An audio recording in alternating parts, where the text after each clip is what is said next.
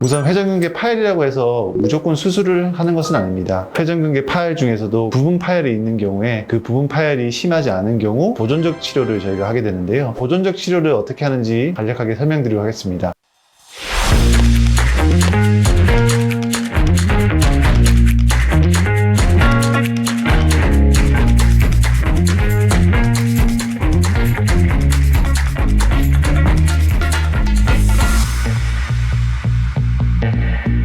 네, 안녕하세요. 닥터 캐봉입니다. 지난 시간에 저희가 회전근개 파열에 대해서 부분 파열, 전층 파열, 거기에 대해서 저희가 자세히 알아보았고요. 오늘은 그러면 회전근개 파열이 있을 때 어떤 치료를 할 수 있는지 거기에 대해서 저희가 좀 알아보도록 하겠습니다. 우선 회전근개 파열이라고 해서 무조건 수술을 하는 것은 아닙니다. 회전근개 파열 중에서도 제가 말씀드렸던 부분 파열이 있는 경우에 그 부분 파열이 심하지 않은 경우 보존적 치료를 저희가 하게 되는데요. 이 보존적 치료라는 것은 다른 게 아니고 이제 주사라든지 그다음에 운동 그리고 스트레칭 이런 치료를 저희가 포함하게 됩니다. 운동 치료, 주사 치료 이런 치료를 진행하고 나서 이 파열이 더 이상 진행되지 않다고는 이제 장담할 수 없거든요. 그래서 이런 보존적인 치료를 하고 나서도 만약에 통증이 지속되거나 아니면 시간이 지나서 다시 이제 MRI를 확인하거나 검사를 해보았을 때 힘줄 상태가 더 악화된 경우에는 수술을 권하기도 합니다. 그러면 저희가 보존적 치료를 어떻게 하는지 제가 간략하게 설명드리도록 하겠습니다. 우선 제가 모형을 준비했는데요. 옆에서 보시면은 요게 이제 회전근개라고 이제 힘줄이 원래 뼈에 이렇게 부착되어 있는 모습을 보실 수 있을 겁니다. 회전근개 파열이라는 건 말 그대로 부분 파열은 이제 위쪽 부위 아니면은 이제 관절면이라 해서 관절면 측에 파열이 있는 건데요. 이런 부분에는 아직 힘줄이 파열돼서 완전 떨어지지 않았기 때문에 최대한 이 상태를 유지할 수 있도록 도와주는 치료를 하게 됩니다.